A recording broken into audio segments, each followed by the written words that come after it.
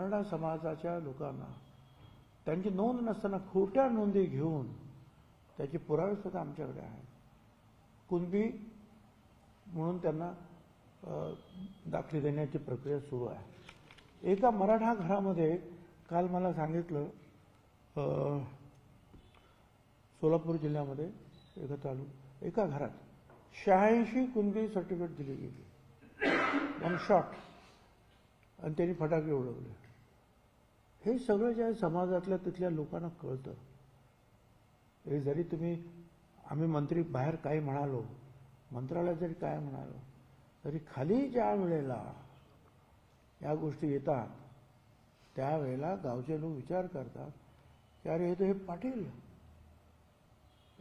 यांच्या तर टाचेखाली आम्ही काम करतो, आणि मग यांना कसं काय तर ओबीसी सर्टिफिकेट आमच्या बरोबर. हा विचार लोकांच्या मनामध्ये आहे. आमचं म्हणणं असं आहे की मग ते कुणबीकरण थांबवा ना आता, आणि जे नवीन जे काय दिलेले आहे तुमचे हे खोटे दाखले दिले असतील त्यांना सगळ्यांना जे आहे जो नवीन मराठा समाजाला तुम्ही जे आरक्षण, वेगळं आरक्षण देता त्याच्यात टाका. मुख्यमंत्र्यांनी सांगितलं ओबीसीला धक्का लागणार नाही. मग त्याप्रमाणे जे आहे हे जे कुणबी दाखले दिलेले आहेत मराठा समाजाला, कुणबी मराठा कुणबी म्हणून, निदान आताच्या ह्या 2-4 महिन्यामध्ये ते तर सगळं टाका त्याच्यामध्ये. तेवढंच मग ओबीसी शांतच होत होते किंवा ठीक आहे आता हे सगळं. तर त्यांना 12% मागे हायकोर्टाने मंजूर केलेले होते, 12 का 13%. मग आता एवढं मोठं आरक्षण त्यांना तिथे आहे. मग आमच्या ह्या 17% 374 जातीमध्ये येऊन काय करणार ते, हा माझा मुद्दा आहे. आणि म्हणून त्यांना तिकडे टाका, म्हणजे विभागणी होईल. नाही तर 12% कोणीच नाही, कारण सगळेचे सगळे इकडे आले. एखाद्या नारायण राणेसारखे एखादं कुटुंब की त्यांनी सांगितलं की आम्हाला नको कुणबी सर्टिफिकेट, पण हे सगळेचे सगळे बाकीचे आले, तर मग ते 12% आरक्षणामध्ये जर दिलं 12% किंवा 10%, तर कोण आहेत मग. म्हणून आमचं म्हणणं आहे हे सगळे जे आहेत ना जबरदस्तीने केलेले कुणबी तिकडे टाका, हे माझं एक म्हणणं आहे. दुसरं माझं म्हणणं असं आहे की मराठा समाजाचा हा रिपोर्ट त्यांनी जे म्हटलंय ते की सामाजिक आणि शैक्षणिक दृष्ट्या तो मागास आहे. मी जर चुकत नसेल तर त्यांनी असं म्हटलंय, म्हणजे अहवाल माझ्या हातात नाही, परंतु मुख्यमंत्री म्हणाले सामाजिक आणि शैक्षणिक दृष्ट्या. ठीक आहे, ते तपासून पाहावं लागेल. पण आजही मराठा समाज हा डॉमिनंट आहे, रुलिंग कम्युनिटी आहे या राज्यातली. तर सामाजिक दृष्ट्या मागास कसा काय होईल. मागच्या 5 आयोगाने नाही म्हणून सांगितलं, सुप्रीम कोर्टाने मागास होऊ शकत नाही म्हणून सांगितलं. सामाजिक दृष्ट्या, शैक्षणिक दृष्ट्या माझं काय म्हणणं नाही, पाहून घ्या ते. आर्थिक दृष्ट्या आणखी पाहून घ्या. सामाजिक दृष्ट्या. आणि उद्या भीती माझ्या मनामध्ये जरूर आहे, अर्थात ती अजरतरचा प्रश्न आहे की उद्या सुप्रीम कोर्टाने सांगितलं ठीक आहे ते मागास आहे, पण वेगळं आरक्षण 50% वरती देता येणार नाही, आणि मागास असेल तर टाका ओबीसीमध्ये, म्हणजे झालं का सगळं बरोबर. ही भीती आज आमच्या मनामध्ये आहे. आणि असं जर झालं तर मी तुम्हाला नक्की सांगतो की ओबीसी समाजामध्ये फार मोठी शांतता निश्चितपणे पसरेल, आणि त्याला कुणाही नेत्याची सुद्धा गरज लागणार नाही. आजच जे आहे सगळे सोयरेच्या विरुद्ध लाखो हरकती ज्या आहेत मराठा समाजाचे ते चाललं सगळे सोयरे, त्याच्या विरुद्ध ओबीसी आणि इतर लोकांनी दिलेले लाखो. असं काय म्हणतात की आम्ही ना हरकत मागितलीच नाही तुमच्याकडे. हो, तुमच्याकडे मागितलं काय, हरकत काय ते सांगा कोणाला. त्याच्यामुळे जे आले ते सगळे हरकतीचेच आलेले आहेत, आणि ते लाखोच्या संख्या, म्हणजे लोक जागृत आहेत.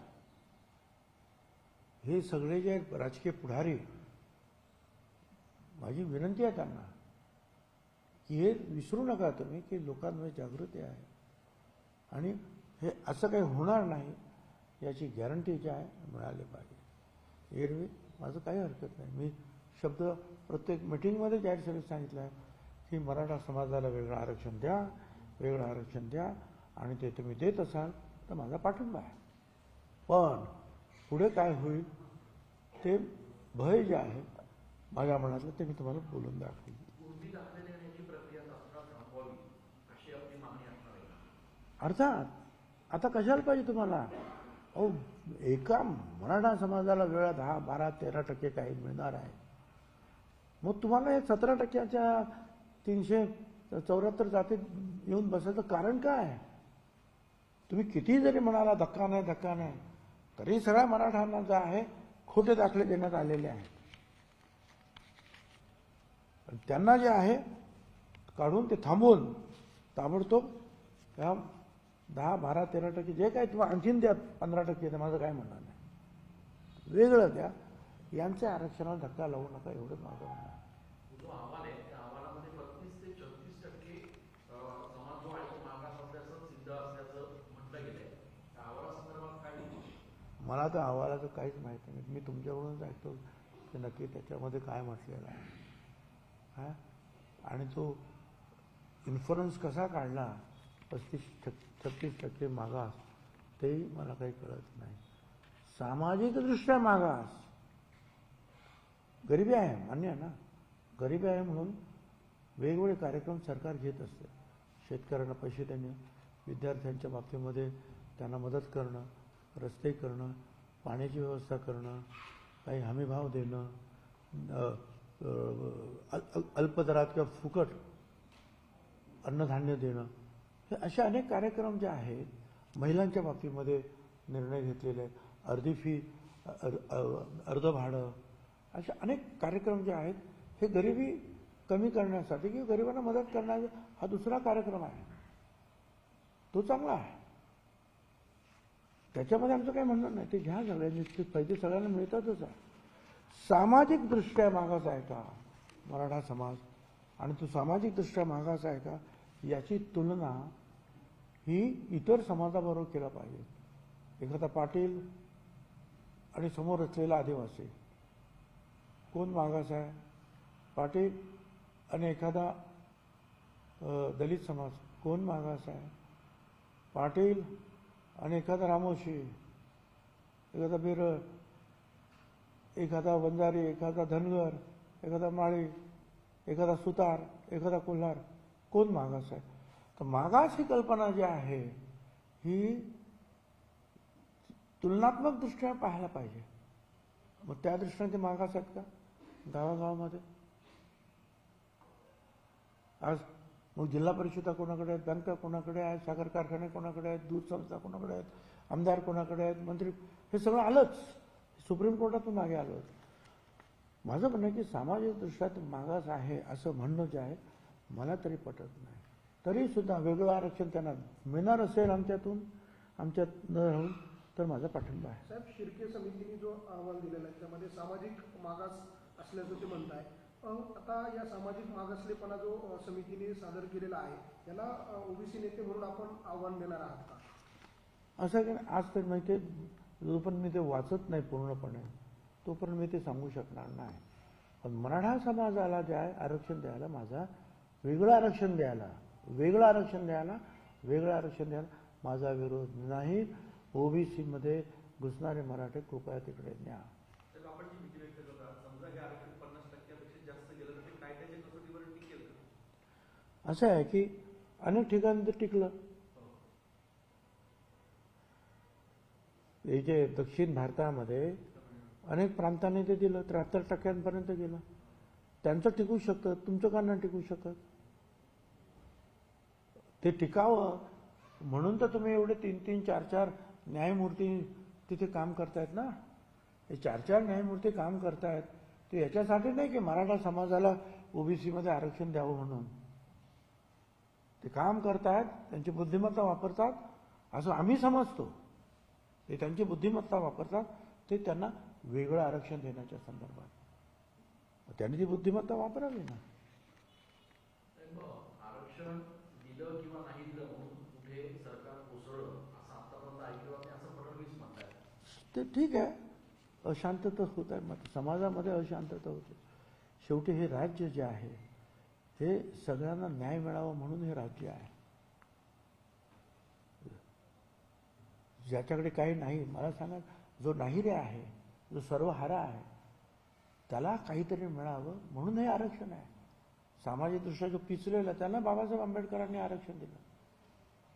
आता त्यांना इतरांच्या बरोबरीने आणलं तर मग इतरांचं जे आहे 2-4 डॉक्टर होणार तर नाही होणार, 2-4 इंजिनियर होणार तर नाही होणार, शैक्षणिक याच्यात नाही मिळणार त्यांना आरक्षण, कारण हे दुसरं आरक्षण घेऊन जाणार ओबीसीचं.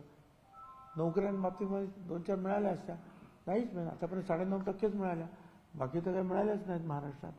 आता याच्या पुढे 1% मिळणार नाही. एखादा येत होता सरपंच निवडून आणि ते जर मागास म्हणून जर आले ओबीसीमध्ये तर एक पंच सुद्धा निवडून येणार नाही. ओबीसीचा धनगर समाजाचा येणार नाही, कोणाचाच येणार नाही. म्हणून माझी भीती आहे. बाकी मराठा समाजाच्या मी विरुद्ध नाही, त्यांना वेगळं आरक्षण द्या, परंतु खऱ्या अर्थानं ओबीसीला धक्का न लावता. ज्यांना कुणबीचे प्रमाणपत्र मिळालेले आहे त्या लोकांना हे स्वतंत्र आरक्षण मिळणार नाही असं मुख्यमंत्र्यांनी स्पष्ट केलेलं आहे. त्यावरून एक गोष्ट आता बघू ना, आता काय आहे देतात ते काय म्हणतात. आणि कुणबी जर खोटं जात पडताळणीमध्ये काय तर आता सगळे ओबीसी जे जागे झालेले आहेत आणि जात पडताळणीच्या वेळेला प्रत्येकवर लोकसुद्धा ऑब्जेक्शन घेतील. खरं असतील आमचं म्हणणं नाही, खोटं असतील मग मात्र त्यांना इकडे नाही तिकडे नाही असं होईल. इकडे नाही आणि असं जजमेंट शुक्रे साहेबांचंच आहे. हे तुम्ही अगोदर हेच म्हणाला, आता दुसरं म्हणू शकत नाही. हे शुक्रे साहेबांचं जजमेंट आहे, न्यायाधीश जे आता या आयोगाचे अध्यक्ष म्हणून ज्यांनी तो रिपोर्ट दिला. म्हणून आताच ज्यांनी खोटी सर्टिफिकेट घेतलेली आहे, मिळवलेली आहेत, त्यांनी तिकडे गेलेलं बरं, एवढं मी सांगतो.